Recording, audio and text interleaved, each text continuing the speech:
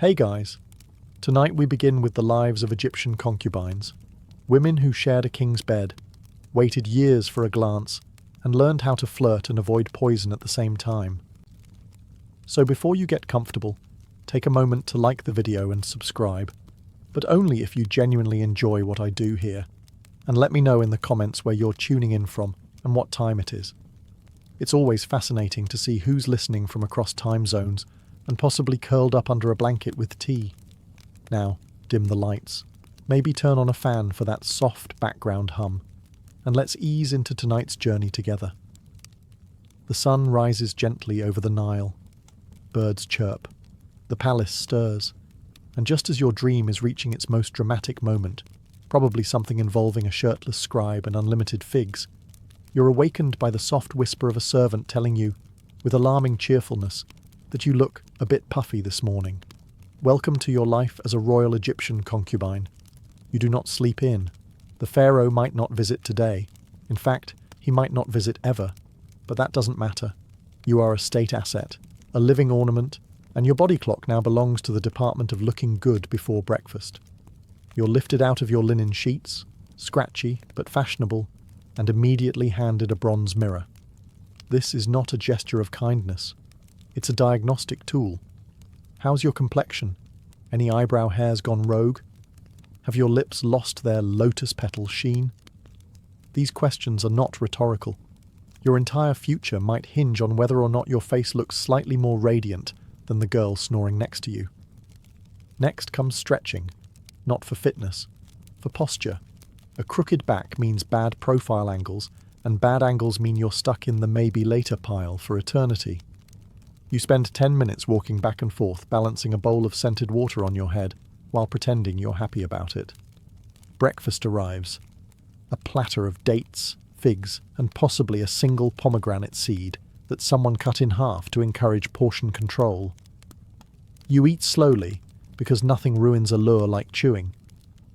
Across the room, other concubines do the same, each trying to look casual while also performing a silent, exhausting competition called Who Blinks Least while making eye contact with no one. The servant returns. She suggests a cool compress for your under eyes, which is code for you look like someone just told you the pharaoh prefers harpists. You comply. The cloth smells of lavender and ambition. And so the day begins, not with grandeur, not with glory, but with an endless parade of tiny, effortful rituals designed to make you appear effortlessly divine. You haven't spoken a word yet. You haven't left the room. But you've already fought your first battle, waking up and looking like you haven't aged in the last 12 hours. Spoiler, you'll have to do it again tomorrow. Bath time, as a concubine, is not about hygiene. It's about transformation.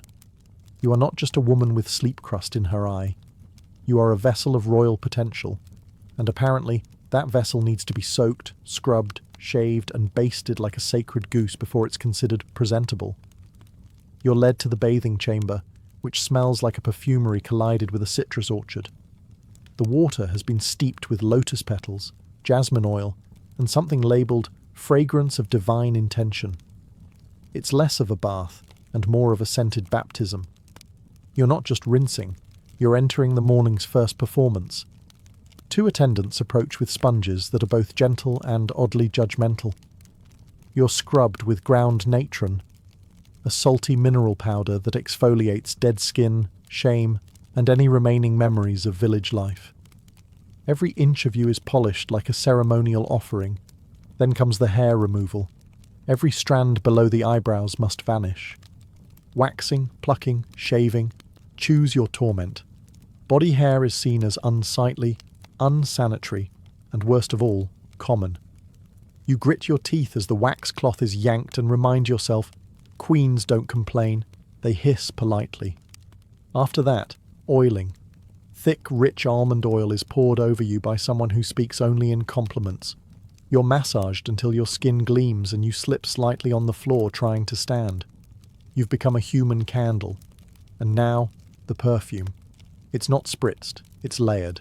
First a musky base oil, then a citrus middle note, then a floral top. You smell like a deity, or a fruit basket attending a wedding. This scent will cling to you all day. which is the goal. If you pass by the pharaoh and he sneezes, that's not allergies. It's a tactical victory. Finally, you're handed a clean linen shift, semi-transparent naturally, and gently reminded to sit upright for the next hour so the oils can settle with grace. Translation: don't ruin the shine. You are now clean. Not because you were dirty, but because expectation demands it. You've completed your ritual. After your ceremonial bath, you enter the next phase of the morning, the assembly of your face. Forget inner beauty.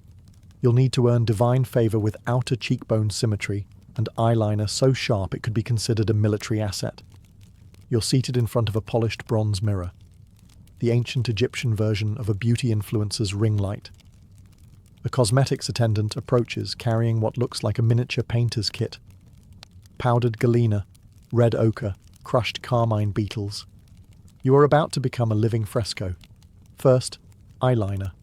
Black coal is applied with the same seriousness one would expect from a priest handling sacred scrolls. The line must be precise.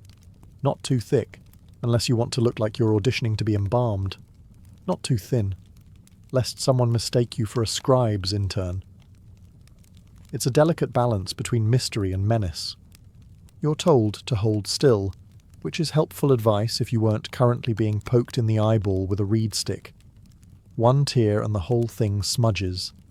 Then you'll look weary, and weary women don't get summoned by pharaohs. They get reassigned to linen folding duty. Next comes the lip colour. Red ochre mixed with animal fat, because nothing says romance like beetle paste chapstick. Your lips must look plump yet humble, which is apparently a real instruction. You try not to overthink it. Then, blush. A light dusting across the cheeks to imply youthful vitality, even though you haven't had a proper night's sleep since the last flood season. High-status fatigue must be masked. You are not allowed to look tired, only pensive. A slave girl steps forward with an eyebrow comb carved from ivory. Eyebrows are shaped to reflect dignity, fertility, and possibly political allegiance. No one's quite sure anymore. You nod in approval as if you understand the eyebrow hierarchy. Last comes perfume, again, this time applied behind your ears and on your wrists, because that's where the pharaoh might someday make casual contact, assuming he's bored enough to drop by. You're now beautiful, polished, and possibly flammable. You glance at yourself in the mirror. You look like someone who belongs in a tomb mural, offering lotus flowers to a god. All you need now is a god who's hiring. Once you've been bathed, buffed, oiled, shaved, painted, perfumed, and told you're glowing but not as much as yesterday, it's time for breakfast. The harem dining hall isn't exactly a bustling mess hall. It's more like a fashion runway where everyone sits down. Dozens of women gather, dressed in semi-sheer linen that whispers, approachable but ambitious. They glide toward their low tables with the precision of a crocodile stalking a heron, silent, slow, and absolutely sizing each other up. Your meal is elegantly minimal. A small plate of honeyed dates, 2 figs, and a dab of yogurt. Not enough to feed hunger, but just enough to maintain cheekbone structure. You eat gracefully, with 3 fingers only, because apparently forks are still 1,000 years in the future, and gluttony is for widows and scribes. And this is where the passive aggression begins. "Oh, your coal is so bold today," someone coos from across the table, smiling with every tooth except her eyes. You thank her politely while mentally noting that her eyeliner is crooked and her earlobes are uneven. A younger concubine, accidentally, sits beside you, then loudly mentions how she was up all night, practicing harp in case the pharaoh was feeling musical. Translation: she thinks tonight might be her night. You smile, chew slowly, and let a single fig seed sit dramatically on your lip, like a statement of war. Conversations swirl around you. Gossip about who cried in the baths, who borrowed whose perfume without asking, who was seen leaving the astrologer's quarters looking hopeful. Everyone's pretending to be unbothered. No one actually is. You make sure not to eat too fast. Women who finish quickly are greedy, and women who don't eat at all are trying too hard. You strike the middle ground, casual elegance with a side of strategic chewing. Servants refill cups of palm wine, but only a splash, too much, and someone might tell the wrong story to the right person. Breakfast ends with a ceremonial brushing of teeth using a chewed twig and a bit of natron. You smile into your bronze mirror and think, one more meal survived, one more war disguised as brunch. After breakfast, you'd think it might be time to relax, maybe take a nap, maybe do something productive. But no, you are now entering the most exhausting phase of your day, visibly existing in an aesthetically pleasing manner. This is not rest. This is performance art. You're assigned to the relaxation gallery, which sounds lovely until you realize it's a curated space designed for two things: looking gorgeous and being seen looking gorgeous. You and 24 other concubines lounge on embroidered cushions, arranged to maximize profile angles and minimize shadows. There's no slouching. Posture must imply nobility, fertility, and mild but tasteful boredom. You're allowed to choose your activity, as long as it's something ornamental. Reading hieroglyphs aloud is too intellectual. Playing a harp is ideal. Smelling flowers while gazing wistfully at a palm tree is encouraged. Anything that gives off divine but available. If you're exceptionally brave, you might practice accidental elegance, like letting your sandal fall off while stretching, or sighing thoughtfully as if pondering the mysteries of love, politics, or your non-existent pension plan. These are carefully rehearsed microdramas, designed to be noticed without appearing to want to be noticed. Some of the newer girls try too hard. They strike poses that scream, "Pharaoh, pick me," with the subtlety of a temple gong. These efforts are met with polite applause and immediate whispers. You, however, are experienced. You know the trick isn't to look like you're trying. The trick is to look like you're being effortlessly ethereal while calculating exactly how much effort it's taking. Every once in a while, a scribe or messenger walks by. You pretend not to notice. You shift ever so slightly into better light. You are a statue pretending to breathe, a lotus in linen. And if by chance word reaches the pharaoh that the third girl on the left had an air of mystique today, then congratulations, your decorative effort has paid off. You've officially spent 2 hours doing nothing, beautifully.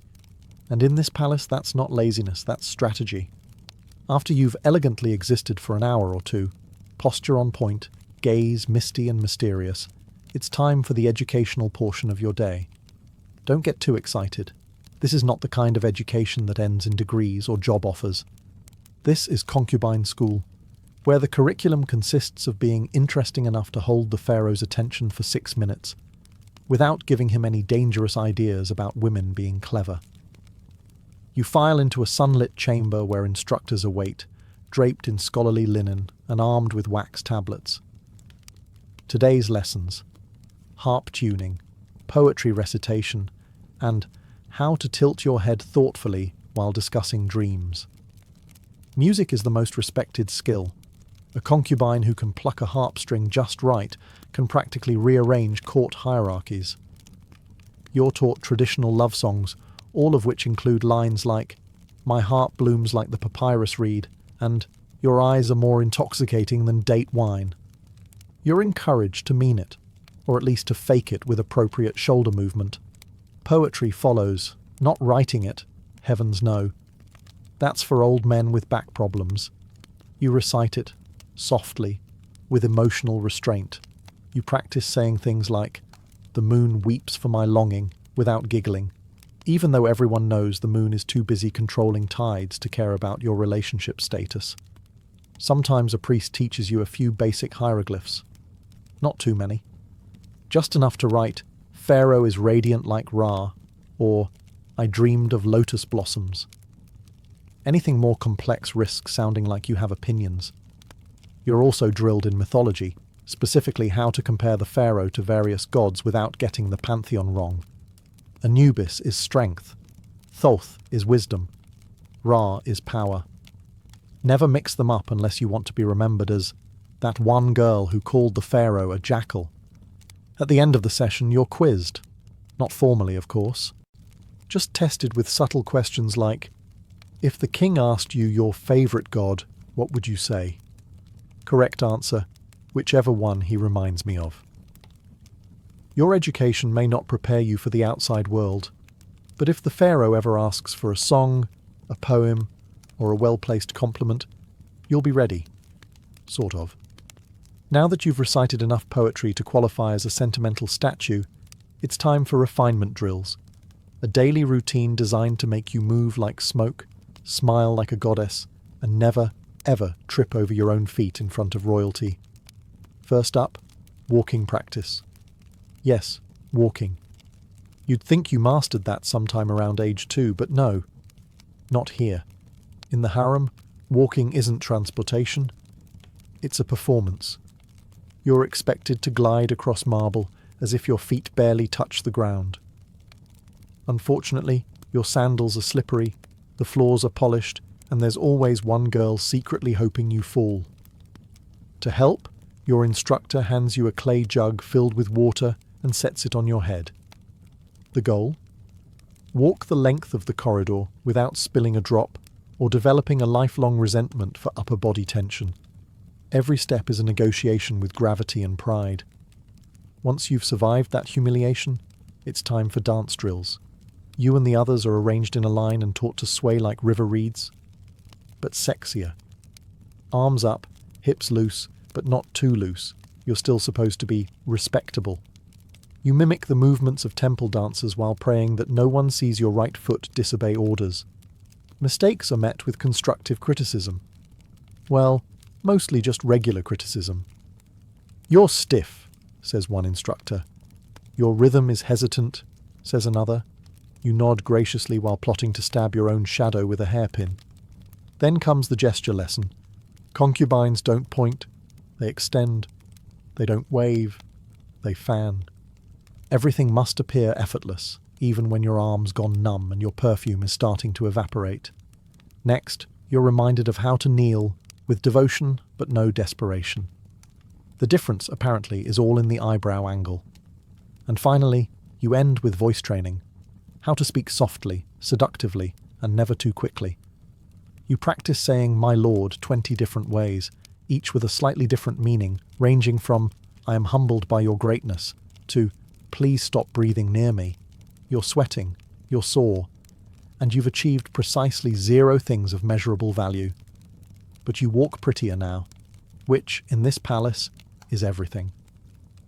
Once your daily regimen of balancing, bowing, and fake sighing concludes, you return to the common rooms, which function as the ancient Egyptian equivalent of a break room. If that break room were filled with silk-clad women locked in a silent war over eye contact and seating arrangements.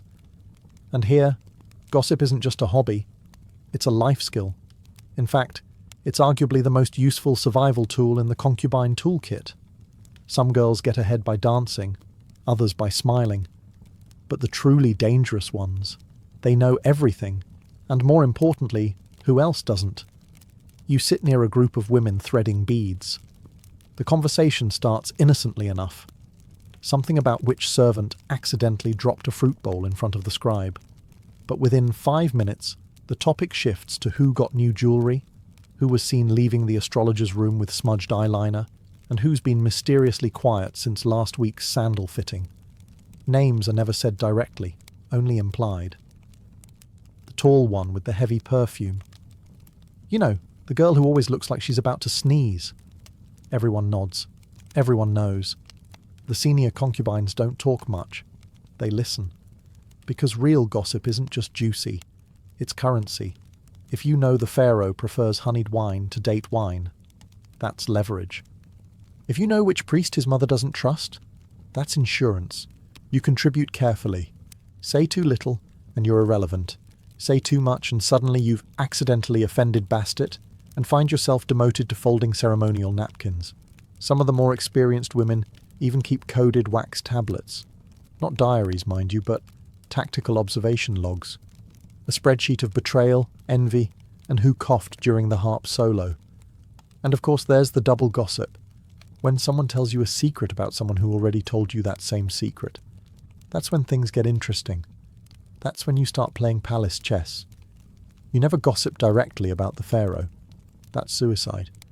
But about the other concubines? It's not just allowed, it's expected. You're doing your civic duty, really. By the end of the hour, you've learned more than in poetry class, and you've made eye contact with 3 potential future enemies. Success.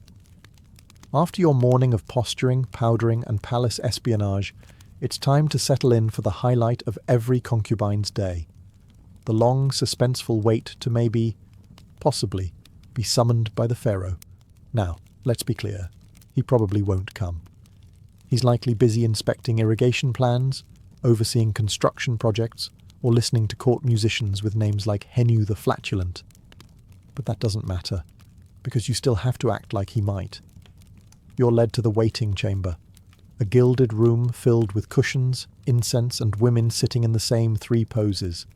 Serene but alluring, restful yet radiant, and desperately pretending not to care.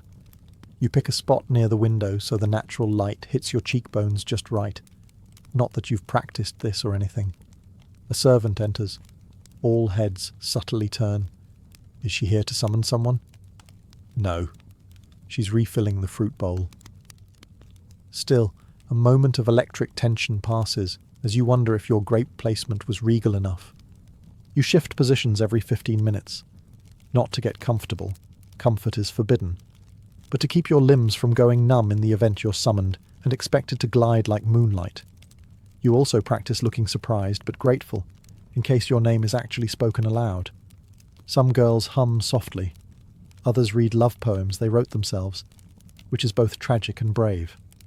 One girl is quietly plucking at her lute like she's serenading fate itself. You sip wine, pretend not to judge her, and mentally edit her lyrics for better rhyme. Hours pass. A breeze stirs the linen curtains.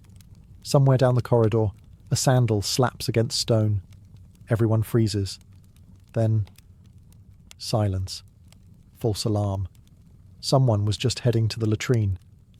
You exhale politely. Inside, your soul does a small scream.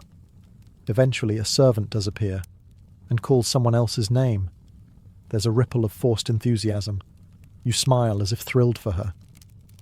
She floats past, smug and barefoot, smelling like victory and rose oil. You're left with your thoughts, your carefully posed limbs, and the lingering smell of disappointment. He didn't visit today, but he might tomorrow. And so you stay, beautiful, poised, and hopelessly prepared for a man who probably doesn't remember what you sound like. If the pharaoh's harem were a garden, it wouldn't be one of those peaceful lotus ponds poets write about. No, it's more like a perfectly trimmed hedge maze filled with smiling tigers. Every concubine here is sweet, perfumed, and actively plotting. You quickly learn that power here doesn't come from beauty alone. Everyone's beautiful. That's the entry fee. What actually counts? Alliances, influence, and the ability to say, "You look radiant," while thinking, "I hope your eyeliner melts." Some girls form tight little cliques, usually centered around whoever had a confirmed evening audience last week. These groups are part gossip club, part spy network, and part human chess game. Joining one is like marrying into a noble house. You gain protection, status, and lifelong suspicion. Then there are the floaters, like you. The quiet observers.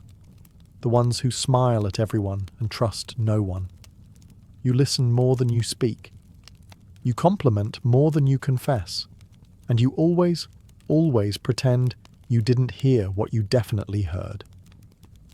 Smiling is your most used tool. There's the polite smile, the supportive smile, the passive-aggressive smile, and the "thank you for that completely unnecessary comment" smile. You rotate between them like a seasoned diplomat. Some of the senior concubines have mastered what's known as the invisible war, where no insults are ever spoken, but entire careers are ruined through praise that's just a little too specific. Of course she was chosen.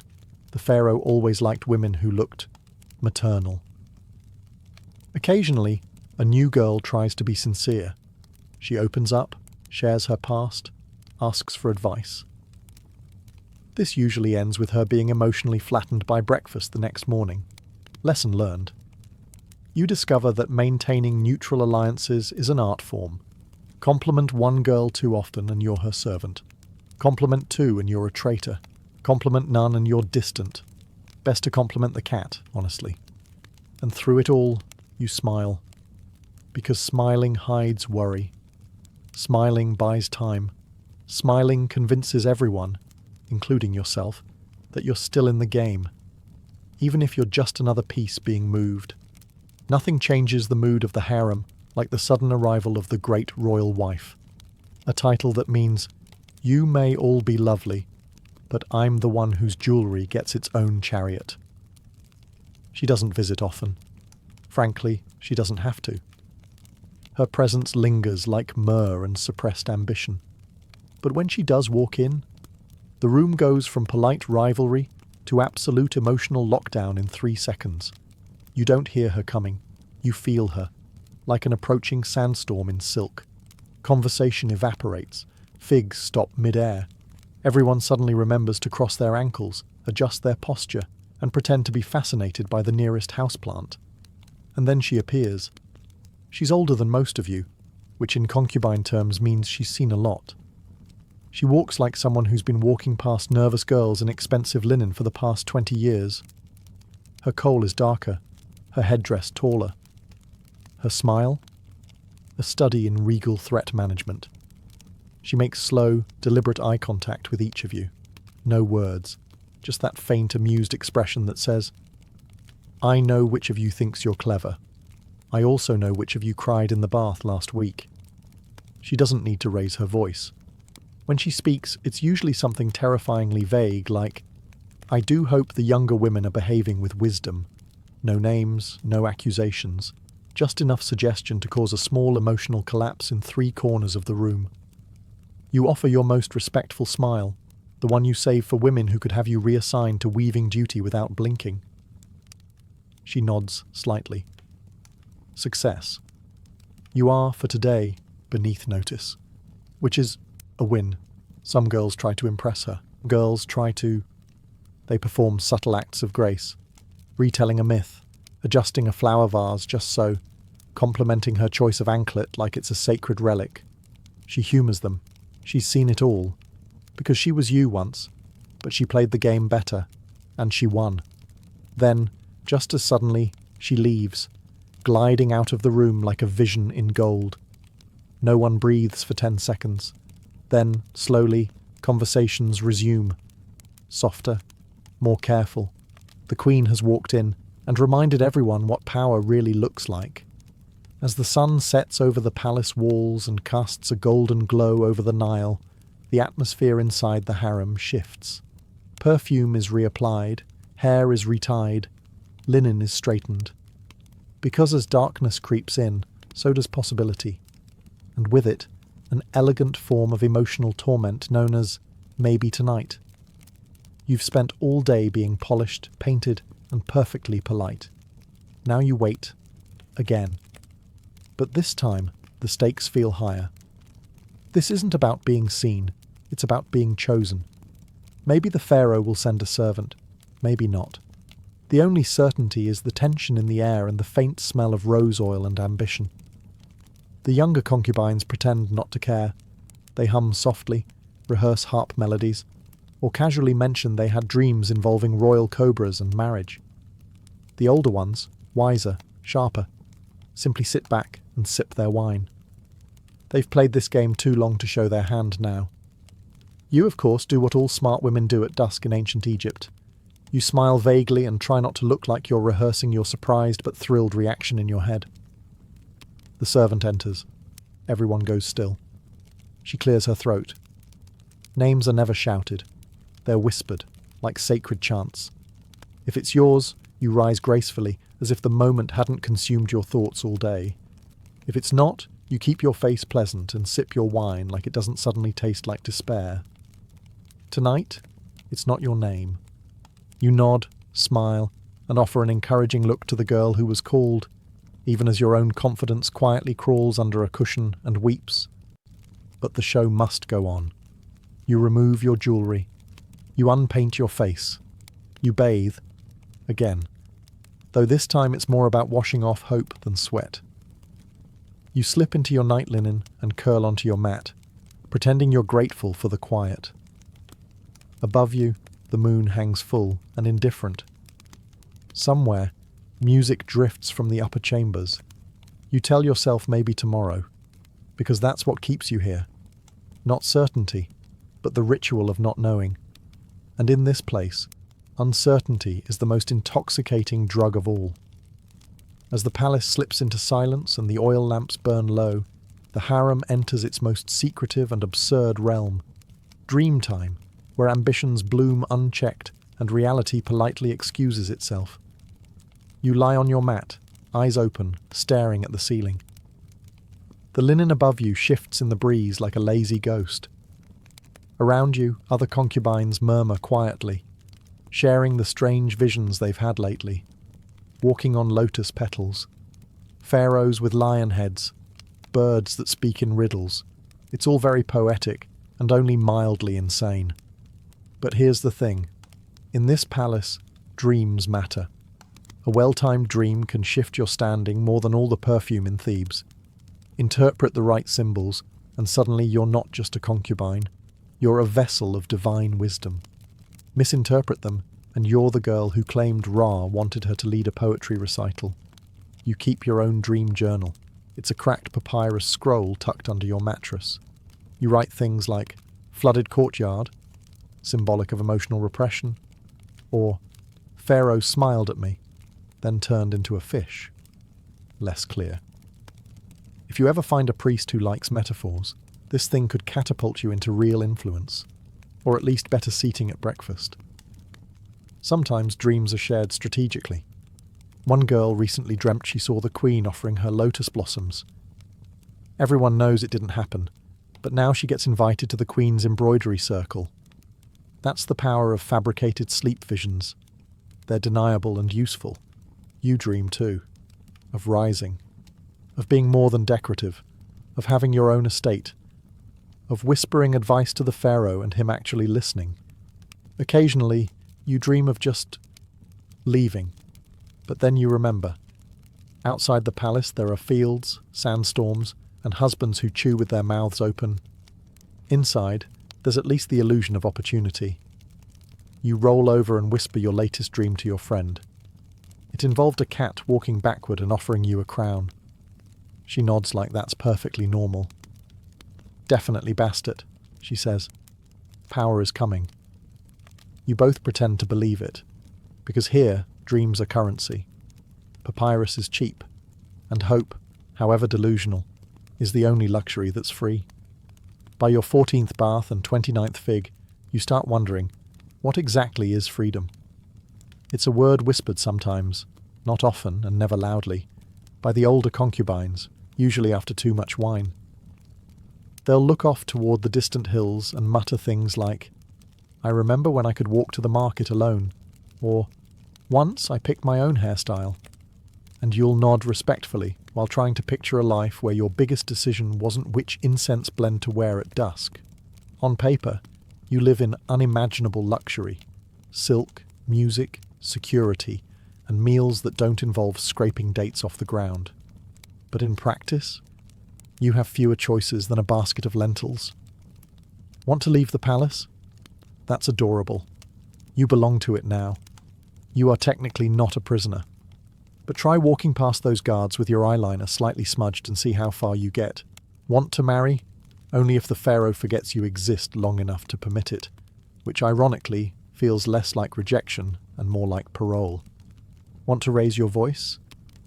Only if it's in a love song or a gentle prayer for the Nile to flood favourably. Your job is to be admired, not heard. Your opinions are as ornamental as your bracelets. Pretty, but strictly non-functional. And yet, within this well-stitched cage, some women do find a strange kind of freedom. Not physical freedom, of course, don't be silly. But emotional, political, social freedom. The ability to influence which poem is recited at court. To suggest a priest be consulted. To whisper something to the Queen's cousin that somehow changes the menu for a royal feast. It's not much, but it's something. You think about the village girl you used to be, chasing goats, sunburned, covered in dust.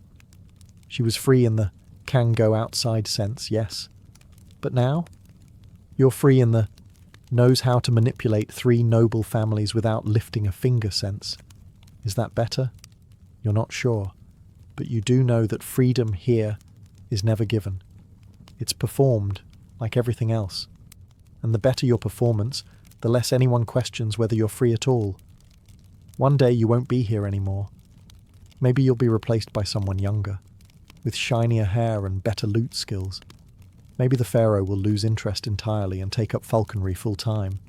Or maybe you'll be quietly reassigned to a country villa, where you'll spend your days sipping diluted wine and reminiscing about the time you almost got summoned but didn't because the queen's cousin had a headache. And then comes the real question, the one no one asks out loud. Will anyone remember you? You won't have a statue. Statues are for gods, generals, and men who invented new types of ploughs.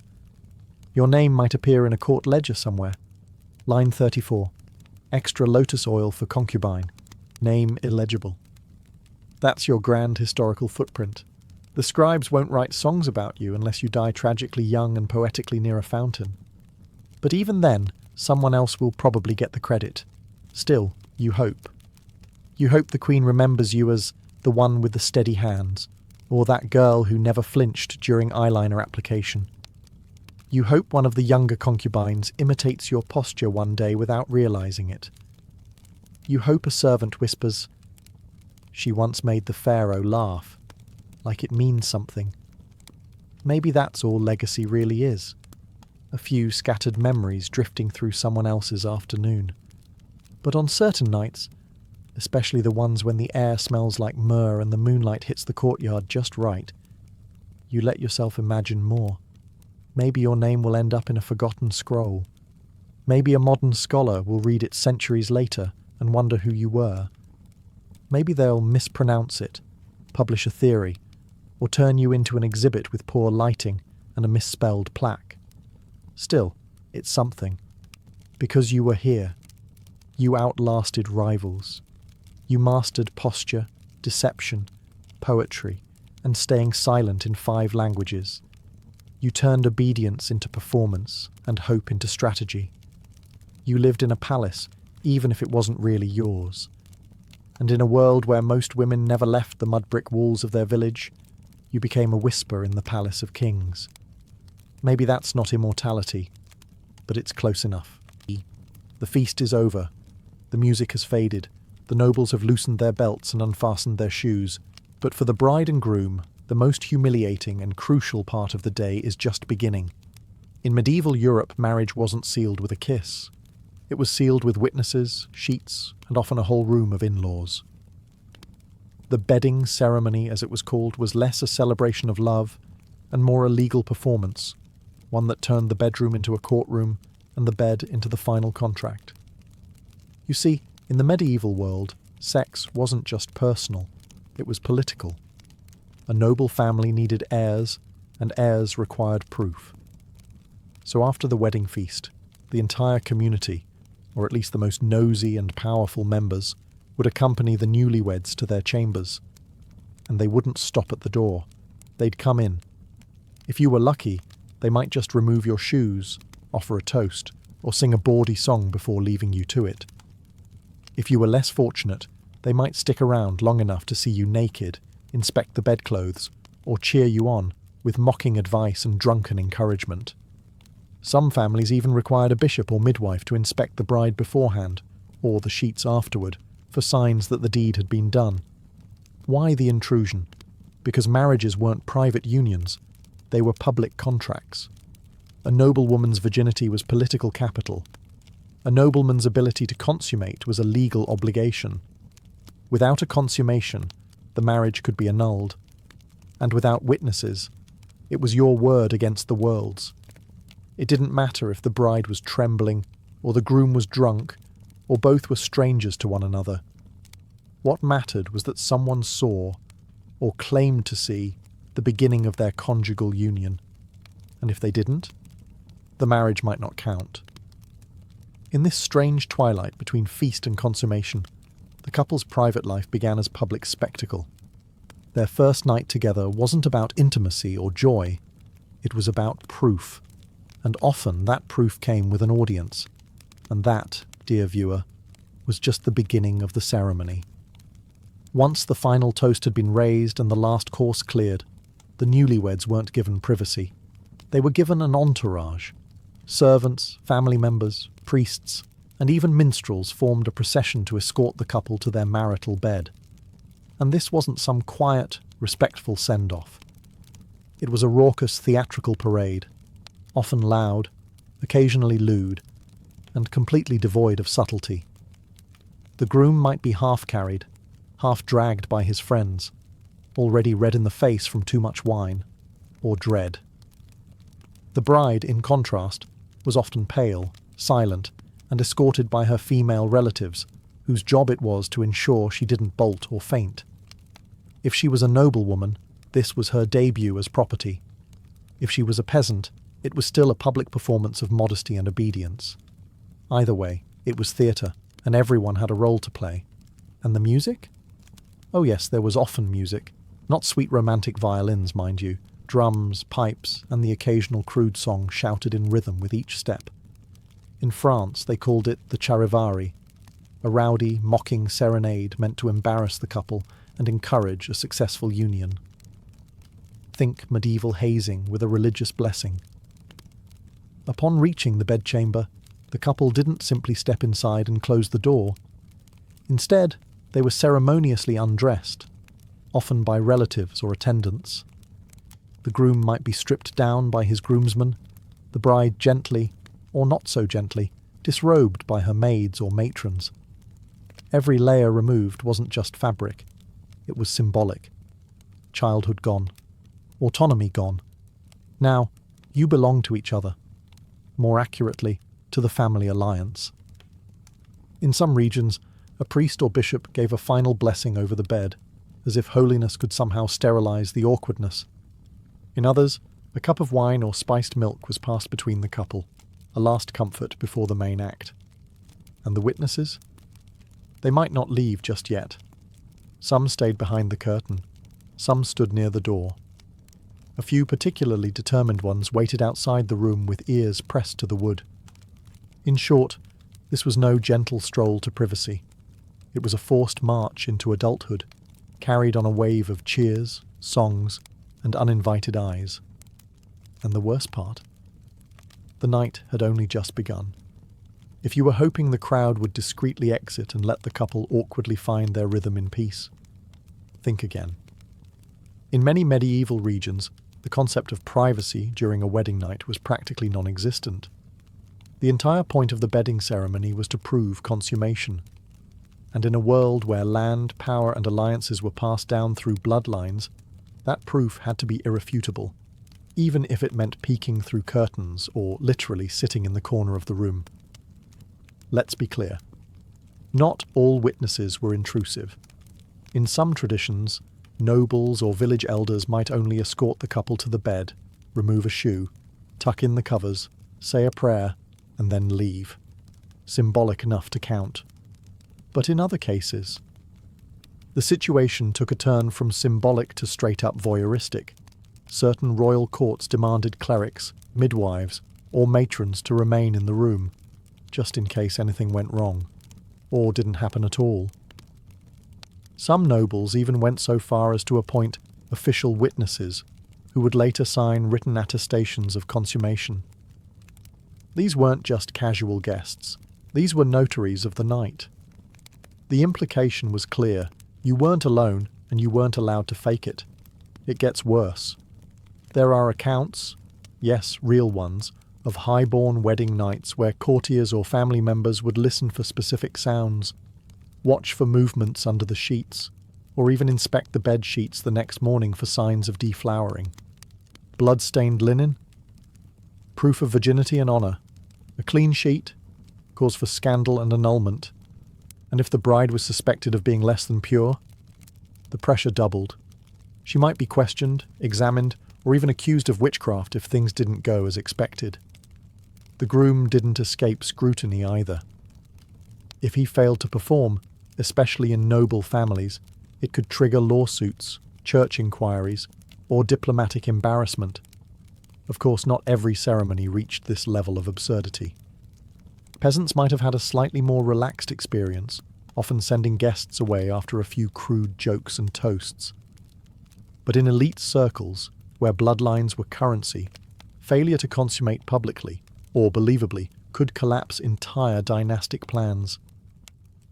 So imagine lying in a cold room, next to someone you barely know, with the faint sound of whispering relatives outside the door, and realizing your first act of intimacy is being treated like courtroom evidence. The door may have closed. The guests may have stepped out, some reluctantly. But for the newlyweds, the real ceremony was just beginning, and calling it romantic would be laughably generous. For many brides, especially noble women, this was a moment of intense dread. The wedding night wasn't about affection, it was about obligation, and often it was their first sexual experience. Groom, stranger, setting, alien, consent, technically implied but practically irrelevant. The whole experience was wrapped in pressure, performance, and fear. A misstep, a flinch, a failure, it could all unravel the family's plans. The bed itself was the stage. In noble households, it wasn't just any bed. It was ornately carved, placed in a special chamber, and often set aside for this one event. It might have symbolic decorations, pomegranates for fertility, lilies for purity, even religious icons nailed to the headboard, just in case divine intervention was needed to get things going. And while the couple may have been alone now, their minds were anything but private. The weight of expectations hung heavy. Produce an heir. Prove your masculinity. Bleed for your virtue. Finish the job. The groom was expected to claim his bride. The bride was expected to endure it, no matter how painful, awkward, or terrifying it was. She was trained for modesty and silence. He was expected to be aggressive and efficient. For some couples, things went smoothly, or as smoothly as possible in a cold, high-pressure environment. Others weren't so lucky. The groom might be too drunk, too nervous, or too inexperienced to do anything at all. The bride might cry, freeze, or recoil. And if the night ended without success, that failure would echo for months, if not years. In fact, there were recorded cases where kings and nobles were humiliated for their inability to consummate their marriages. It wasn't just a bedroom issue. It became a matter of national gossip and political weakness. Entire annulments were justified based on the absence of consummation. And the evidence? Witnesses, rumours, and those all-important sheets. The bed wasn't a place of comfort. It was a battlefield of duty, performance, and generational expectation. And for many, it left psychological scars far deeper than any physical ones. If you thought the worst part of the medieval bedding ceremony ended at the threshold of the bedchamber, think again. Come morning, the real fun began, for everyone except the newlyweds. The first rays of daylight didn't just bring fresh air and chirping birds. They brought expectations, proof, evidence, gossip. In many noble households, the sheets were more important than the vows. And yes, someone was definitely coming to collect them. Enter the bed inspector. This could be a midwife, a chambermaid, or in royal circles, a high-ranking female relative. Their job: to examine the sheets for blood, evidence that the bride had been a virgin and the marriage had been honourably consummated. Spot of red? Congratulations. No stain? That's a problem. Now let's pause for a second. Virginity is not, medically speaking, a reliable thing to prove. The idea that all women bleed their first time is a myth, but tell that to a medieval father-in-law trying to secure his land inheritance. In his eyes, no blood meant no virtue. No virtue meant fraud. And fraud could invalidate a marriage. So yes, failure to produce the right kind of sheet could trigger serious consequences. Accusations of deception, public humiliation, sometimes even an annulment. It was a rigged system, and the woman bore the weight of its failure. But even if the sheet passed inspection, the ordeal wasn't over. The couple was expected to appear together before the community or court. This appearance often included breakfast in bed, delivered by servants with smug smiles and knowing glances. Imagine sitting up, bleary-eyed, trying to sip watered-down wine while nobles smirked and passed judgment on your night's performance. In smaller villages, peasants might greet the couple with lewd songs or fertility dances. Think of it like a hangover wrapped in forced applause. No matter your social class, the unspoken question was the same. Did you do it? And more importantly, did you do it correctly? And let's not forget the gossip. Servants talked, relatives whispered. Even the priest might hint at things during his sermon. One awkward glance or offhand comment could set rumours in motion for years. Not all wedding nights ended with blood-stained sheets and satisfied in-laws. Sometimes things went badly. And in the rigid framework of medieval society, a failed bedding ceremony wasn't just awkward, it could be catastrophic. First, there was the issue of non-consummation. If the groom couldn't perform, due to nerves, drink, or sheer inexperience, the consequences were swift. Whispers would start before the couple even emerged from the room. A red-faced groom was bad enough. A frustrated, tear-streaked bride. Worse. By breakfast, the rumours had already lapped the castle walls. In some cases, the issue became a matter of public inquiry. Yes, public. Noble families with political alliances on the line couldn't risk ambiguity. If a prince couldn't consummate, that was not just a bedroom issue.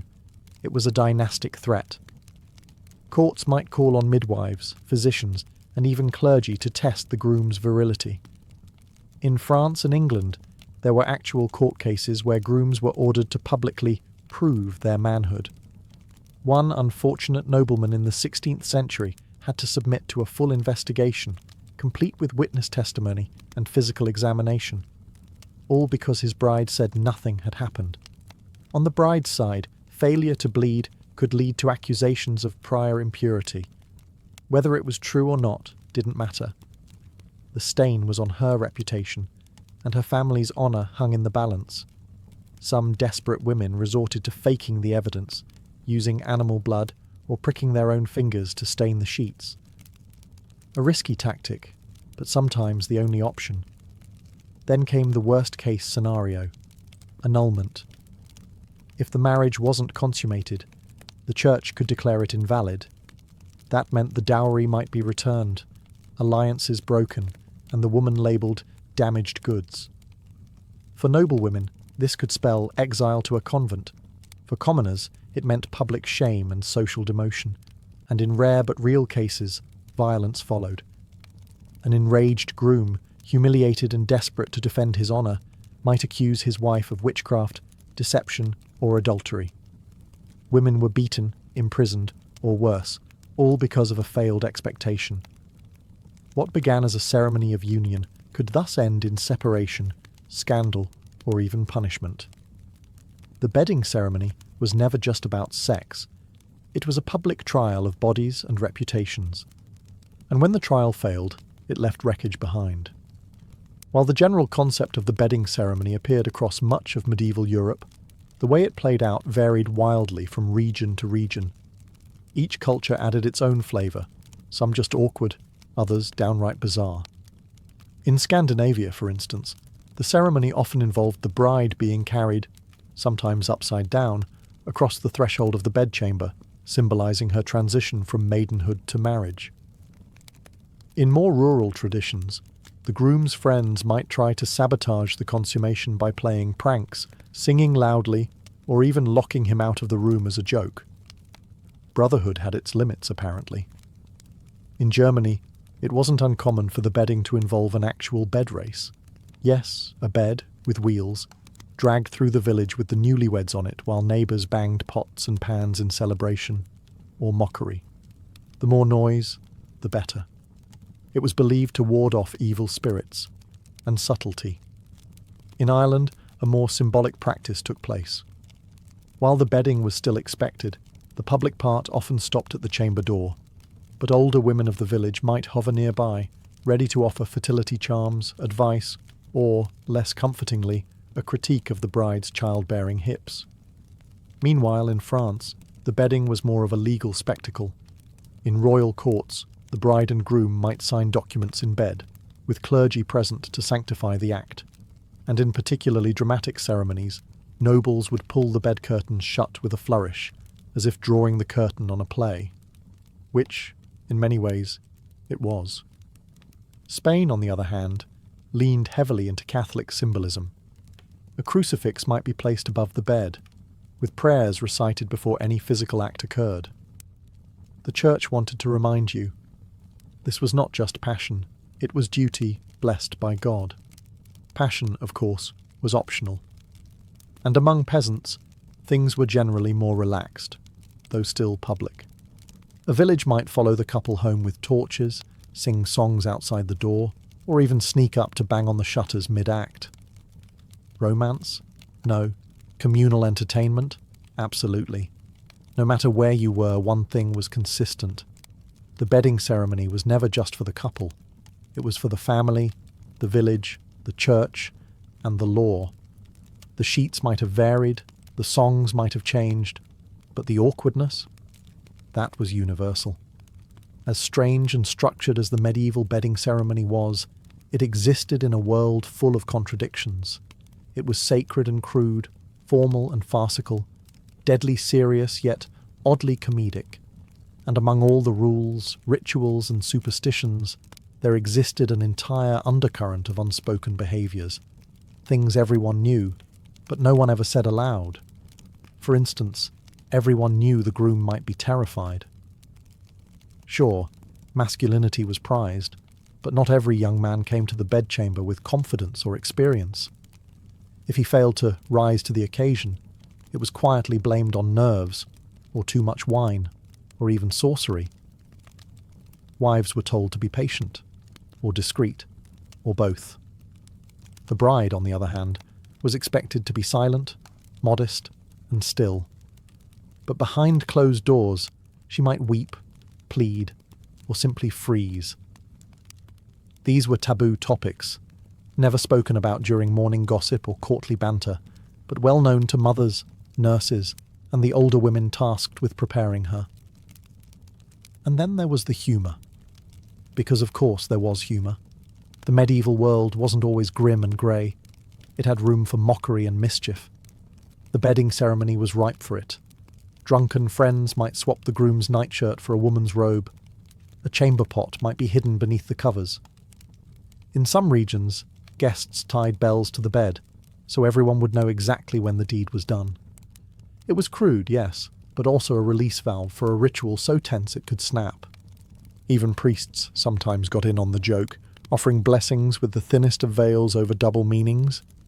A line like, "May this union bear fruit in due season," wasn't always said with a straight face. Then there were the unspoken strategies. A nervous groom might rehearse with a prostitute weeks before the wedding night. A terrified bride might receive secret herbs to calm her nerves, or dull the pain. Midwives had entire toolkits of tips, from scented oils to gentle distractions. These things weren't written into law, but they passed down through generations like whispered recipes. In short, the bedding ceremony wasn't just a rigid ritual. It was a chaotic dance of pageantry, pressure, and pretense. Beneath the surface of formality lived fear, humour, empathy, and a desperate hope that someone, anyone, had done this before.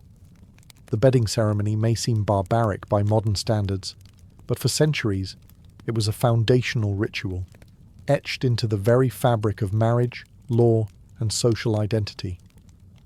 One night, one bed, one performance that could determine a woman's worth, a man's pride, and a family's future. Even after the Middle Ages gave way to more refined societies, traces of the tradition lingered. In the Renaissance courts of Europe, the public bedding became more symbolic, but it didn't disappear. In some royal weddings, kings and queens were still tucked into bed by bishops and noblewomen, with witnesses watching as candles were blown out. a theatrical wink to an old custom, but the implications remained. In rural villages, especially in Eastern Europe, variations of the ceremony persisted well into the 19th century.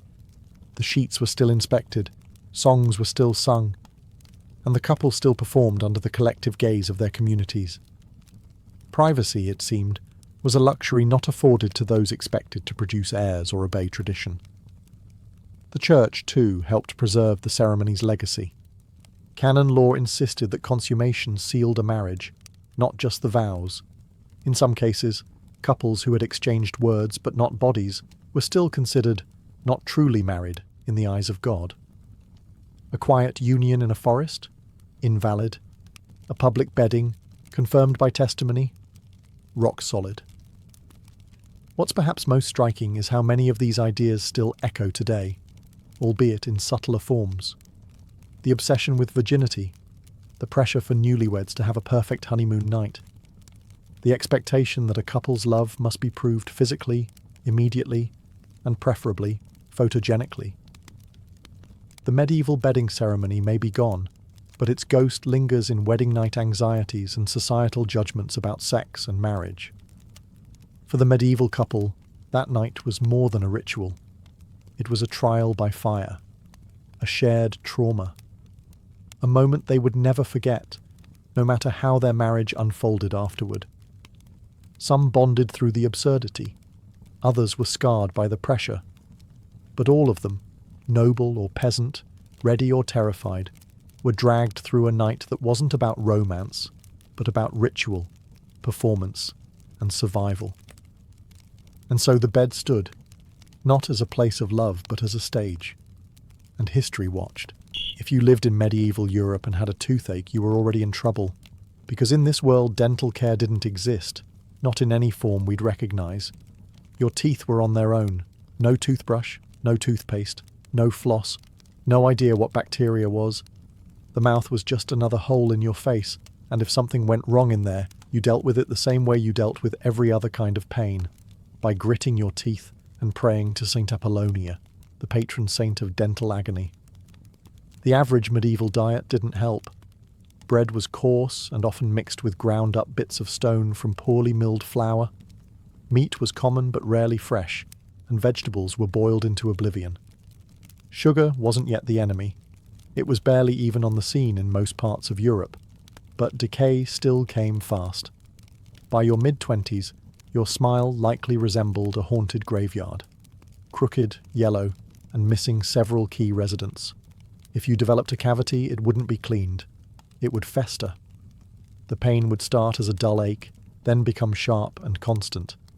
Infection could swell your jaw, cloud your thinking, and in the worst cases, kill you. Yes, kill you. Dental abscesses could become fatal when the infection spread into the bloodstream or the brain. But nobody understood that back then. If you died, people assumed it was divine punishment, not bacteria eating you alive from the inside. To soothe the pain, you might be offered a poultice of mashed herbs. If you had a little money, perhaps a honey and vinegar rinse, sweet, acidic, and completely ineffective. You might even be told to hold a hot poker near your cheek to draw out the evil humours. At best, these were distractions. At worst, they made the infection worse. Eventually, someone, probably your mother, your priest, or your local village wise woman, would look at you and say, "It has to come out." And that was the medieval solution to nearly every dental problem. Extraction, not repair, not healing. Just pull it and pray. And that's where things got interesting. Because in the absence of real dentists, the job of yanking your rotten molars fell to people whose qualifications were, let's say, flexible. In the medieval world, if you wanted a tooth pulled, your options were limited, and none of them came with a license. You didn't go to a dentist. That word didn't even exist.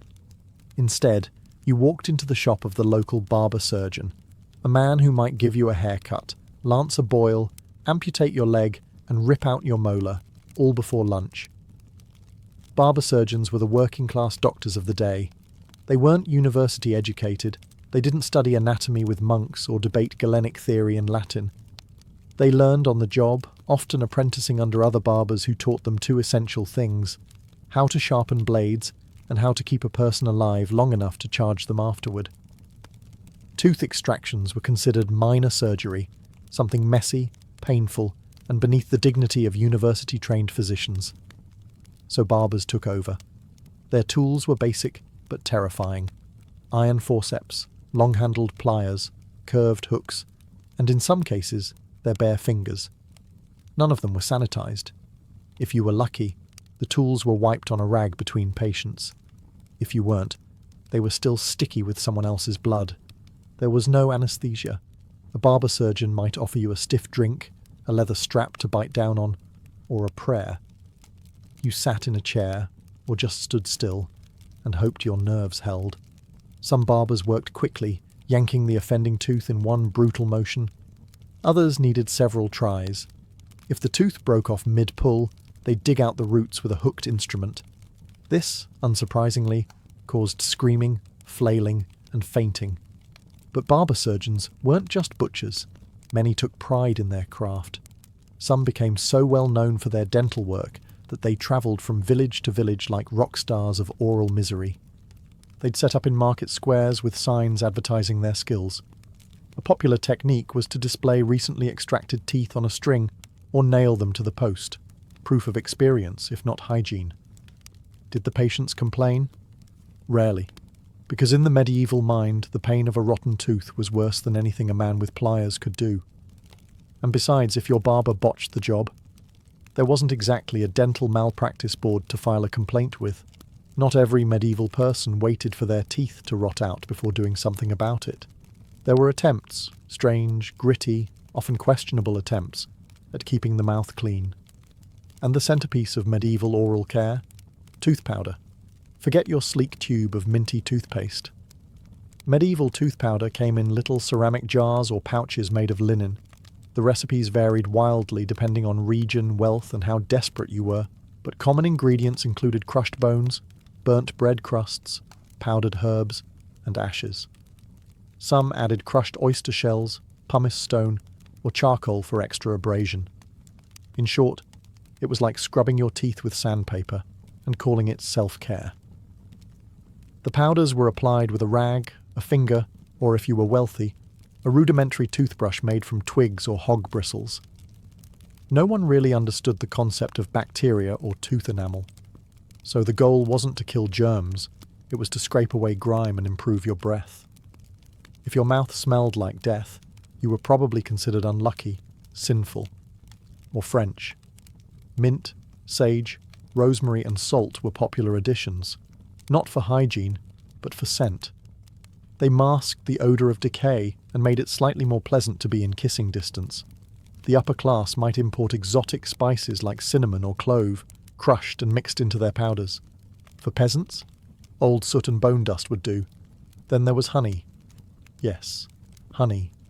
Some medical texts actually recommended filling cavities with it, based on the logic that honey was naturally antimicrobial, which it is, but also sticky and packed with sugar.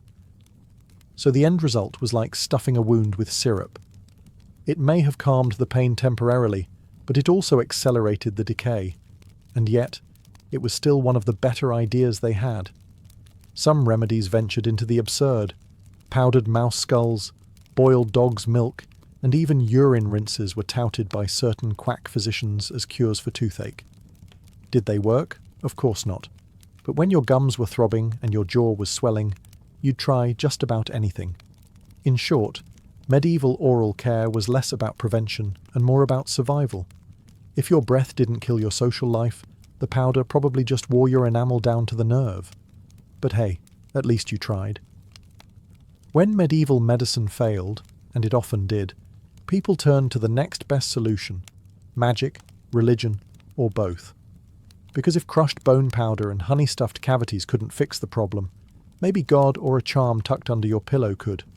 Toothache, in the medieval mind, wasn't always caused by bad hygiene. It could be punishment for sin, the work of a malevolent spirit, or even the result of toothworms. Yes, worms. Many people genuinely believed that little squirming creatures burrowed into their teeth and gnawed away at the roots. Some swore they saw them. Others believed the sound of pain, the throbbing, was actually the worms wriggling inside. To treat these imaginary invaders, you could try smoking them out. One common folk remedy involved blowing hot vapour from burning henbane seeds directly into the mouth. The idea? The worms would flee from the heat and die. More likely your gums would just blister, and your bad breath would turn lethal. Then there were toothache charms, often written on parchment and worn around the neck. Latin prayers, astrological symbols, or even nonsense scribbles were believed to carry healing power. If the charm failed, you could always invoke Saint Apollonia, the martyr who had all her teeth pulled out and became the patron saint of dental sufferers. Her image was carried in pockets, carved into church walls, or worn on amulets by people clutching their cheeks in agony. The church, for its part, tried to walk the line between superstition and salvation. Monks often acted as doctors in monasteries, offering herbal remedies and prayers in equal measure. Some medieval medical texts, written by clergy, advised fasting and confession as a way to purify the humours and ease tooth pain. Others simply told you to offer a mass and hope for divine mercy. For wealthier patients, the church sometimes offered holy relics for healing, a bone fragment from a saint, a vial of blessed oil, or a sliver of the true cross. Just place it near the sore tooth and wait. You might still die of sepsis, but you'd die feeling spiritually clean. At the end of the day, when no powders, pliers, or prayers worked, the medieval mouth became a battlefield between faith and infection, one where neither side had a particularly good track record. In the medieval world, pain wasn't something to be avoided. It was something to be endured, like bad weather or your in-laws. There were no anaesthetics, no Novocaine, and certainly no soothing ocean soundtracks piped in during treatment. Pain was expected. In some ways, it was even respected. Tooth extraction wasn't a quiet, clinical affair. It was a public performance of agony. Picture this. You're slumped in a wobbly wooden chair, cheeks swollen, your mouth open while a man in a blood-stained apron rummages around with iron tongs. There's no sedative, no sterilization. Maybe a gulp of strong wine if you could afford it. Maybe a prayer if you couldn't. The barber surgeon would grip the offending tooth and pull, twist, or wedge it out. If it broke, which it often did, they'd keep digging. The pain could be so intense that people fainted or vomited. Some bit clean through their own lips, trying not to scream. Others were physically restrained by assistants or relatives. And still, they came. Because as bad as the procedure was, the pain of a rotting tooth was worse. Some barber surgeons took pride in minimizing suffering. They worked fast, confidently, like medieval cowboys of the jaw. Others were just winging it. There are records of teeth being shattered, jaws dislocated, or entire chunks of gum torn out. If the wound got infected afterward, and it often did, you simply lived with it, or didn't. Even more grim, some dentists claimed to treat multiple patients in a row using the same unwashed tools. No boiling, no wiping, not even a rinse. One mouth's bacteria passed to the next like a cursed relay baton. The concept of cross-contamination didn't exist yet. And if you were unlucky enough to develop a post-extraction abscess, you could find yourself back in the same chair, this time begging for someone to lance the swelling with a knife. So why didn't more people just tough it out? Because the pain of doing nothing often became unbearable. And in an age when prayer, honey, and powdered bone dust couldn't help, ripping the tooth out by force was the only option left. And pain? That was just part of the price of survival. No numbing, no apologies, just iron and willpower, and a bucket for the blood. Not every dental horror took place in a dark back room. In fact, some of the loudest screams came from the village square, right between the sausage vendor and the man selling geese. That's because many medieval extractions happened out in the open, courtesy of travelling tooth pullers. These weren't trained professionals. They were showmen, itinerant peddlers who moved from town to town, setting up makeshift stalls at fairs and market days. They wore flamboyant clothes, carried massive sets of pliers, and claimed to cure every ailment from toothache to heartbreak. Some even had fake credentials, scrolls in Latin no one could read, or blessed instruments covered in fake gold leaf. Their strategy was simple: attract a crowd, create a spectacle, and yank some teeth. They'd start with a loud pitch, boasting of their miracle cures and gentle hands. Sometimes they used a planted assistant, someone who pretended to have a toothache and was cured on the spot. The crowd, eager for free entertainment and mildly sadistic fun, would cheer, jeer, and egg on the next victim. The puller would call for a volunteer, usually someone in real pain, and the performance began. The tooth was yanked out in front of everyone, held aloft like a trophy. Blood? That was part of the thrill. Screaming? Even better. It proved the man was doing real work. After the extraction, the tooth puller might sell homemade remedies, bottles of herbal elixirs, clove-soaked rags, or mysterious powders to keep the rot away. These were usually just mixtures of spices and wine, but they gave the illusion of aftercare. Whether they helped or not didn't matter. The crowd left entertained, the toothless man left dazed, and the puller left with a pocket full of coins. Some were surprisingly skilled. Others left a trail of broken teeth, split lips, and lawsuits, if such things had existed. Either way, they served a purpose. In places where no barber surgeon operated and monasteries were miles away, these men were the last resort. They were medieval dentistry's answer to a drive-through, quick, dirty, and unforgettable. So next time you're sitting in a climate-controlled office, staring at your dentist's polished tools, remember, you could be in a muddy village square, surrounded by chickens, while a man in a feathered hat holds your molar up to a cheering crowd. If you thought having royal blood meant better dental care, think again. Medieval kings and queens might have owned gold, jewels, and castles, but their teeth were just as terrible as everyone else's. In some cases, even worse. The upper classes had access to more food, but that didn't mean healthier options. Nobles gorged on sweetmeats, dried fruits, white bread and wine, all of which were devastating for teeth. Sugar, while rare, was a luxury imported from the East, and when it did appear in the kitchens of the elite, it was used recklessly, in pies, sauces, and preserved fruits. The result? Rot, cavities, and breath that could slay dragons. Historical records suggest that many royal figures suffered from severe dental problems. King Henry VI reportedly had loose and blackened teeth. Catherine de' Medici was known to have decayed teeth and chronic halitosis, likely from years of clove-stuffed chewing. And if you were a noble woman? Good luck. Beauty standards demanded a pale face, tiny waist, and a closed mouth, because a smile might reveal the truth. Your mouth was a disaster. What did aristocrats do about it? They had access to the best barber surgeons, of course, which mostly meant getting their teeth yanked by someone in nicer clothing.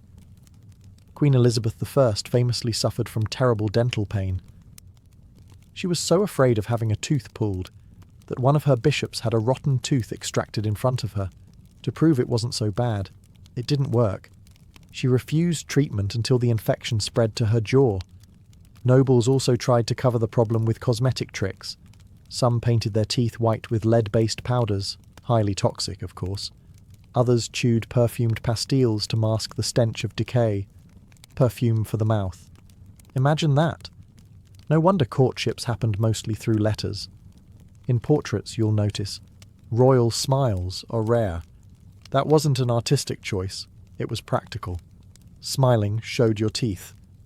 And if your mouth looked like a battlefield of broken enamel, better to keep your lips firmly shut. So while peasants screamed in village squares and merchants stuffed honey into molars, the royals suffered behind velvet curtains, hiding their crumbling smiles with jewels, etiquette, and denial. While extractions and tooth powders dominated the dramatic side of medieval dentistry, the daily reality was filled with strange habits, persistent myths, and a few surprisingly practical routines, if you knew where to look. Let's start with the basics. Most people didn't brush their teeth in the modern sense, but that doesn't mean they did nothing. Chewing sticks were common, especially among the poor. Twigs from aromatic trees like hazel, juniper, or mallow were frayed at one end and used to rub the teeth. Think of it as a primitive toothbrush with built-in flavour. Not effective against cavities, but better than letting roast goose sit on your molars for 3 days. Mouth rinses were another staple. People gargled with vinegar, wine, or even urine. Yes, urine, based on the belief that its warmth and acidity could cleanse the mouth and kill invisible humours. Monks recorded recipes combining red wine, cloves, and sage, boiled and cooled to use as a rinse. Spicy and antiseptic? Almost. Then there were the myths. Some believed that rubbing crushed emeralds or pearls on the teeth would keep them white. Others claimed that kissing a donkey, yes, a donkey, would cure toothache. The logic? Something to do with transferring pain. Still others thought a spider's web packed into a sawtooth would catch the pain and trap it. The spider was less thrilled. Breath was also a major concern, especially among the upper class. Bad breath wasn't just gross, it was considered a sign of spiritual decay. As a result, people chewed on fennel, cloves, and anise to keep their breath fresh during public events, court appearances, or confessions. The irony, of course, was that many of the things they chewed, like sugar-coated nuts, contributed to the very decay they were trying to hide. Children were taught early that tooth pain was a punishment for lying or gluttony. Some were made to pray every time they ate sweets. Others were given amulets to wear during teething, little bones, bits of coral, or charms etched with prayers. So while dental science was still centuries away, the medieval person did what they could. Armed with superstition, sticks, and stubbornness, they navigated oral hygiene as best they could, dodging decay with home remedies, prayers, and whatever wasn't nailed down in the herb garden. By the end of the medieval era, mouths across Europe were in shambles. But something was beginning to shift. Slowly, painfully, and with more trial than success, medieval dentistry began its long crawl toward becoming a real science. The seeds of change came from a few brave or possibly deranged individuals who decided that maybe there was a better way than just yanking everything out. Late medieval and early Renaissance manuscripts began to include illustrations of teeth, jaws, and even primitive dental instruments. Arabic medical texts, particularly those of Avicenna and al-Zahrawi, were translated and circulated, offering more advanced ideas about oral hygiene and anatomy. Ideas far beyond bone powder and barber pliers. Monasteries, too, began to keep better records. Monks documented successful treatments, refined herbal rinses, and even recorded which patients lived after tooth extractions, and which, well, didn't. Trial and error may be grim, but it's still data. By the 14th and 15th centuries, the barber surgeons were beginning to separate. Some chose to specialize in surgery, and a few even focused on the mouth. The idea of a tooth specialist began to emerge. Not respected, not licensed, but at least recognized as something different from the guy who shaves your beard. Cities began to regulate street pullers, forcing them to register or apply for permits. Some were banned from setting up in public squares altogether. The wild days of tooth extractions between sausage vendors were slowly fading. Emphasis shifted from spectacle to sanitation, though sanitation still mostly meant washing your hands in wine and hoping for the best. And perhaps most telling, people began to fear tooth pain less and fear bad teeth more. The aesthetics of the mouth were slowly gaining social currency. By the Renaissance, white teeth were seen as a mark of beauty, not just health. Perfumed pastes and enamel polishes made from crushed coral became fashionable among nobles. Smiling in portraits, even slightly, began to make a cautious return. Of course, real dentistry, complete with drills, fillings, and anesthesia, was still centuries away, but the path had been cleared. The days of barber surgeons and travelling tooth pullers were numbered. So next time you lean back in a padded chair, numbed and comforted, just remember, Your dental experience today stands on a mountain of medieval molars, pulled by torchlight, with pliers, in a chicken-filled marketplace. And somehow, humanity survived it, with most of its teeth intact. Life on the Mongolian steppe was unforgiving. Icy winters, blistering summers, endless winds, and no permanent kitchens. In that harsh environment, food had to be more than nourishing. It had to be portable, durable, and fast. Mongol warriors didn't sit down to long meals. They ate on the move, on horseback, sometimes in the saddle, and always with survival in mind. The backbone of this diet was meat, especially mutton, goat, and horse. But this wasn't the kind of meat you'd find sizzling over a fire every night. Most of it was air-dried, often in long, thin strips. Known as borts, this dried meat was a marvel of efficiency. It shriveled into leathery slivers that weighed almost nothing, could last for months, and could be rehydrated in boiling water for a hot meal anywhere, whether on campaign or in the middle of nowhere. Horses weren't just ridden, they were consumed. A wounded or old horse was never wasted. Horse meat was considered warming and nourishing, ideal for the cold, dry climate. But more importantly, horses were mobile pantries. A Mongol could ride with a bag of borts tied to his saddle and a source of milk beneath him, his own mount. That milk, of course, became airag, the fermented mare's milk that was both a drink and a cultural icon. It was sour, fizzy, slightly alcoholic, and deeply tied to Mongol identity. A warrior could milk his horse, ferment the liquid in a leather bag hanging from the saddle, and drink it within a day or two. No bottles, no brewing vats, just steppe ingenuity. Grains and vegetables were rare in the open plains. The nomadic Mongols didn't farm. They herded. So bread, greens, and fruits weren't part of the daily routine. Instead, they relied on animal fat, meat, milk, cheese, and yogurt to survive. Even blood was consumed in emergencies, drawn from a horse's neck with a small cut, then sealed, keeping both horse and rider alive on the move. This wasn't a cuisine built for pleasure. It was built for conquest. Compact, rugged, high-calorie, and mobile. Just like the warriors who ate it. And it fueled one of the largest empires the world has ever seen. If there was one drink that defined the Mongol spirit, both literally and figuratively, it was airag. Also known in some regions as kumis, this fizzy fermented mare's milk wasn't just a beverage. It was a symbol of identity, strength, hospitality, and sometimes survival. To make airag, Mongols milked their mares, yes, female horses, up to 6 times a day during the summer months. This milk was then poured into a leather sack, usually made from animal skin, and hung from the yurt's doorway or saddle.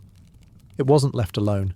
It was stirred constantly, sometimes by hand, sometimes by passing children tasked with kicking or punching the bag as they ran past. Fermentation needed movement, and Mongols had no shortage of it. After a day or two, the milk would sour and fizz, transforming into a slightly alcoholic, tart, cloudy drink with a kick strong enough to lift a weary rider's spirits. Airag wasn't distilled like vodka. It was natural, raw, and teeming with bacteria that made modern health inspectors sweat. But for Mongols, it was the nectar of life. Airag served many purposes. It quenched thirst, it provided vital calories, and it gave a buzz that Mongol warriors described as clarifying rather than dulling. In hot weather, it cooled. In cold weather, it warmed. During feasts, it was poured generously. During negotiations, it was offered with a bow. To refuse it was not only rude, it was deeply insulting.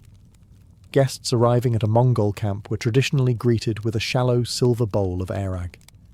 It was customary to take at least a sip, even if the taste shocked the tongue. Foreign visitors often described it as smoky vinegar churned with yogurt, or milk that had gone too far. But for the Mongols it was a sacred drink, and no feast, no matter how grand, was complete without it.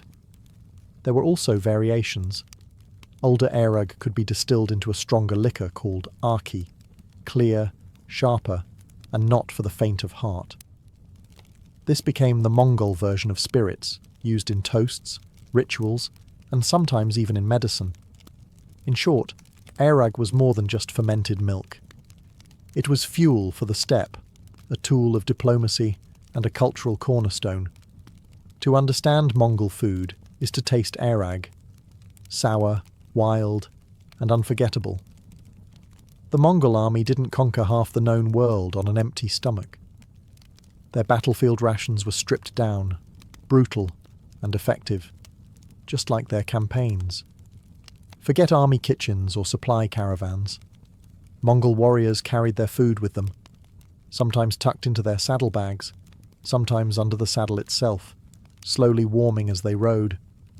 The most critical staple was borts, strips of dried meat, usually mutton or horse, sliced thin and left to dry in the open air until it became tough and leathery. It was as close to jerky as one could get, without seasoning or sugar.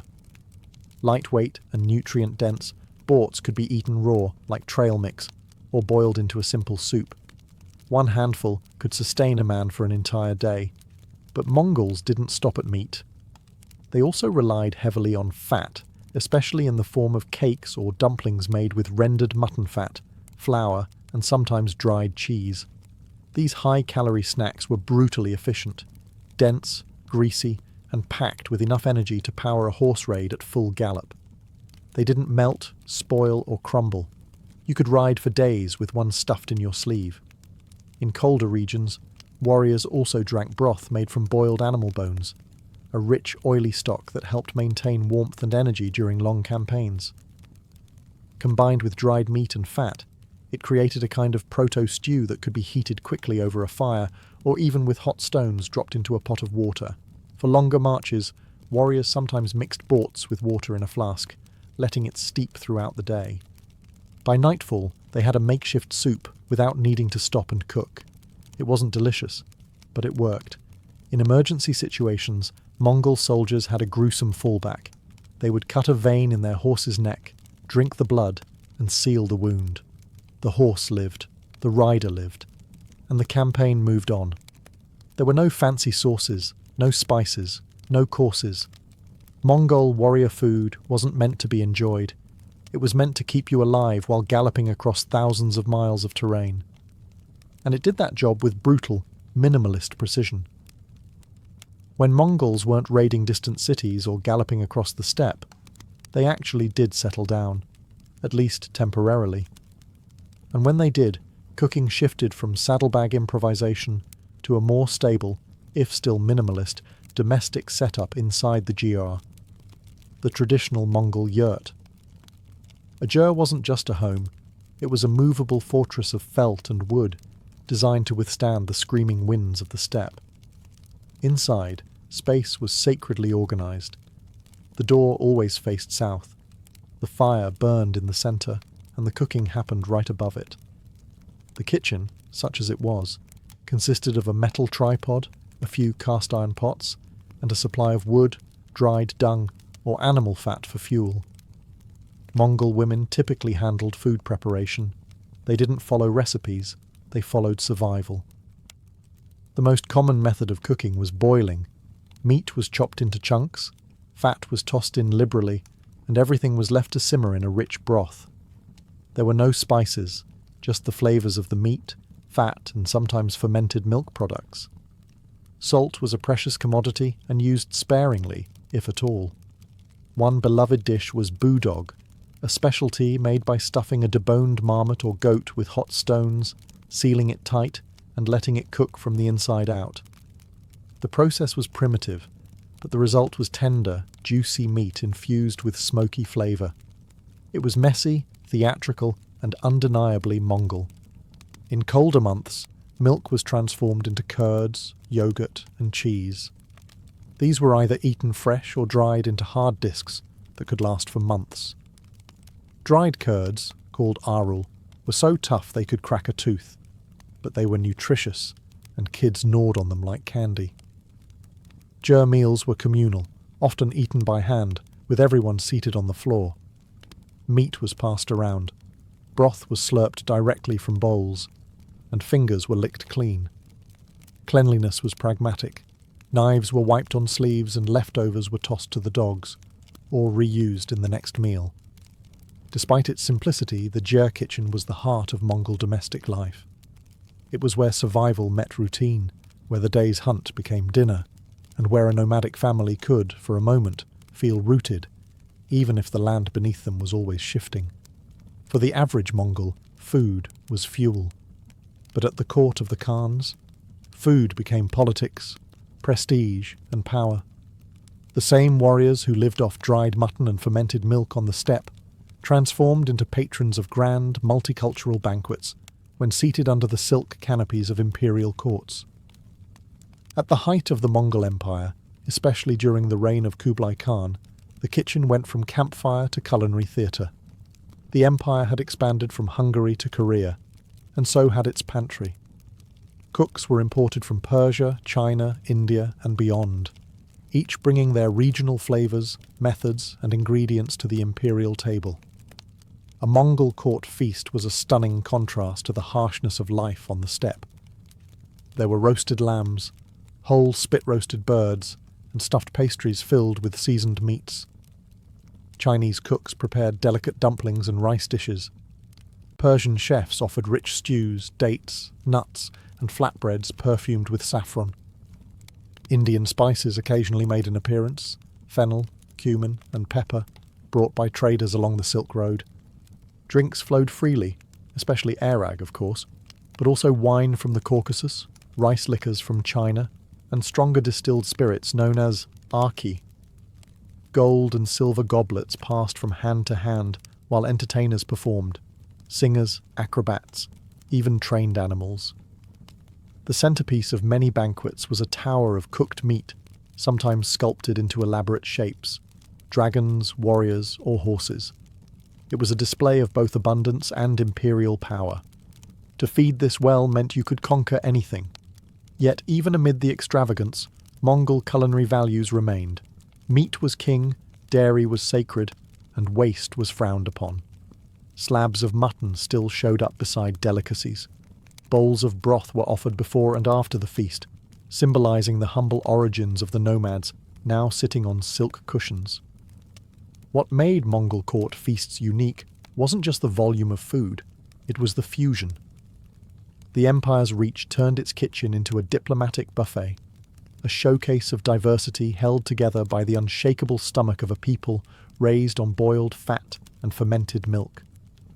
To dine with a Khan wasn't just to eat, it was to taste the empire itself. In the Mongol Empire, food wasn't just nourishment or even celebration. It was a diplomatic weapon. A bowl of broth or a shared cup of fermented mare's milk could be more powerful than any treaty scroll. To sit and eat with a Mongol leader was not simply hospitality.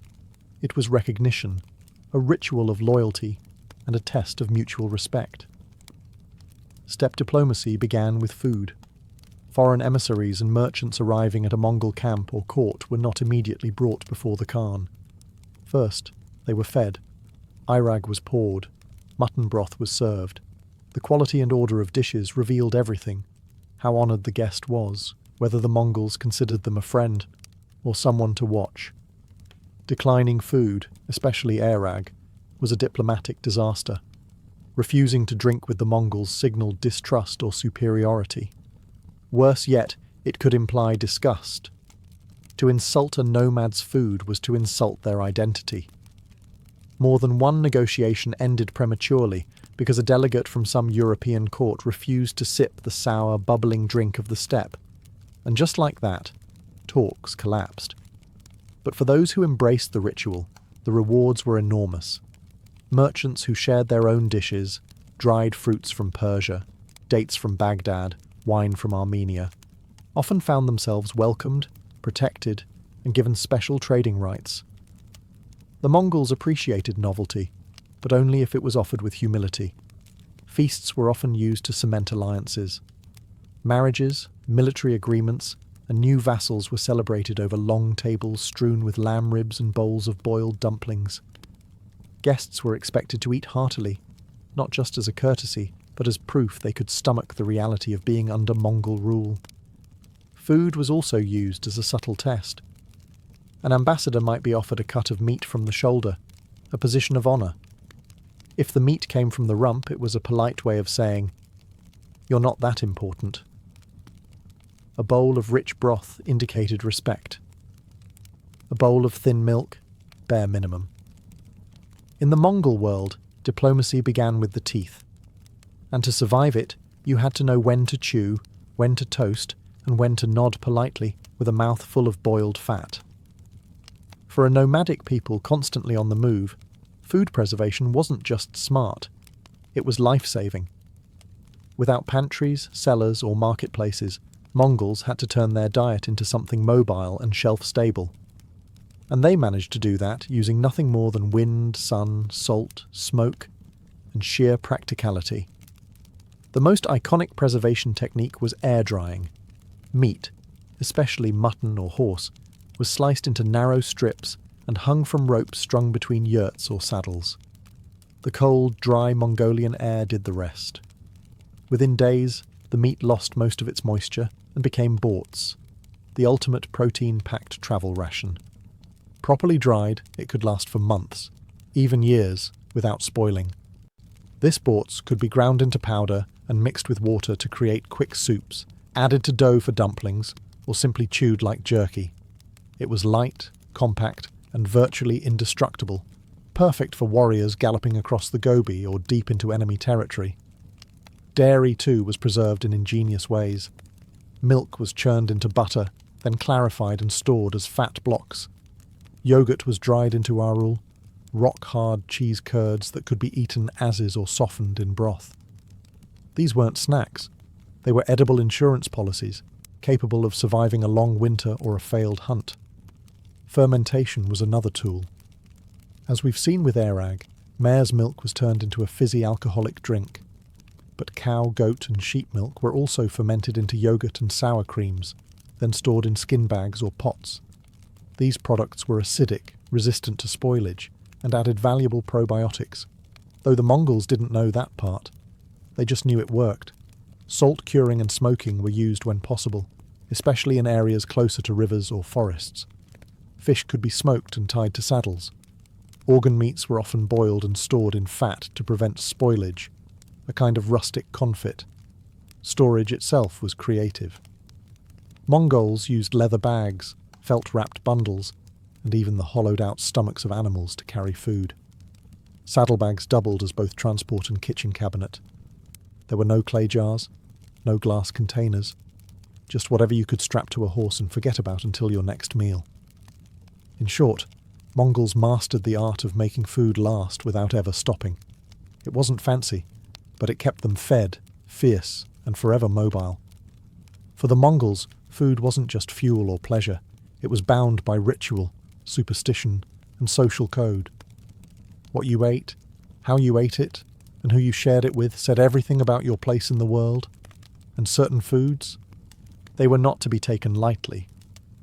Mongol spiritual beliefs, rooted in Tengrism, the ancient steppe religion, shaped their relationship with food.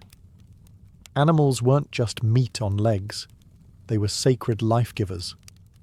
Every part of the animal had a purpose, and wasting food was not only wasteful, it was spiritually dangerous. Blood, for instance, was both life-giving and taboo.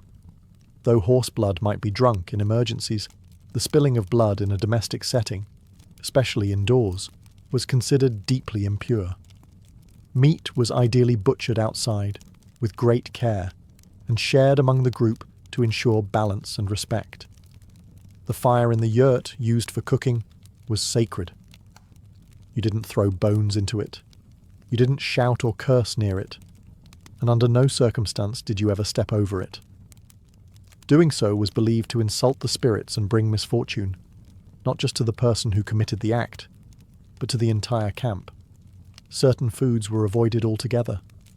Dog meat was generally taboo among Mongols, in contrast to some neighbouring cultures. Fish was rarely eaten, despite Mongolia's rivers and lakes. The reason? Water spirits. Fishing was seen as disruptive, and water was considered a pathway for spirits, both good and bad. To eat what lived in it could draw unwanted attention from the other world. Leftovers, too, were treated carefully. Uneaten food wasn't thrown out casually. Bones were buried or fed to animals. Liquids were never poured into the fire or onto the ground near the yurt. Everything had its place, because everything could offend something unseen. And then there was hospitality, practically a religion itself. Offering food to a guest, even a stranger, was mandatory. Denying someone meat or milk, even if you had little yourself, was not just rude, it was shameful. Hospitality ensured survival, and in the vast, empty steppe, it might be the only thing that kept you from starving during a snowstorm. In Mongol culture, every bite carried meaning. Food was survival, yes, but also spirit, order, and honor. The Mongol Empire may have crumbled, but its foodways galloped far beyond the steppes, leaving traces in cuisines from Eastern Europe to China, from the Middle East to Siberia. As the empire expanded, so did the reach of its recipes, ingredients, and attitudes toward food. Simple, practical, mobile, and meat-centered. Take dumplings, for example. Variants of stuffed dough can be found across the former Mongol territories. Booz in Mongolia, manti in Central Asia, pelmeni in Russia, and byozi in China. They differ in size and spice, but all share the same concept. Ground meat wrapped in dough, easy to cook in batches and simple to transport. It's not a stretch to say Mongol influence helped these recipes spread and evolve across borders. Fermented dairy, too, left a mark. The tradition of sour milk drinks, like kefir in the Caucasus or ayran in Turkey, reflects a legacy of nomadic milk preservation pioneered on the steppes. The belief in the strength-giving power of sour milk didn't fade. It adapted. Even today, travellers across Central Asia still encounter ayrag's modern cousins, some just as fizzy, just as pungent. Meat-centric stews and skewers, from Uyghur lamb kebabs to Siberian game soups, carry echoes of Mongol hearth meals. The lack of spices, the focus on meat and fat, the minimal use of grains, these are culinary footprints of steppe life. Even the Persian dish cello kebab, though now richly spiced, evolved during Mongol rule, when meat on a stick became imperial fare. In China, the Yuan dynasty under Kublai Khan opened court kitchens to multicultural experimentation. Recipes from Persia, India, and the steppes were recorded in imperial cookbooks. Mongol court banquets influenced Ming-era cuisine, layering Central Asian stews into the foundations of Chinese hot pot culture. But perhaps the strongest legacy is the attitude that food is power. The Mongols taught the world that what you feed your warriors, your guests, and even your enemies can shape politics and empires. They proved that a man could live off borts and fermented milk, and still conquer kingdoms. Today, the food of the Mongol Empire survives in echoes, in the tang of yogurt, the stretch of dumpling dough, the sizzle of lamb over coals. You just have to know where to look, and be brave enough to take a bite.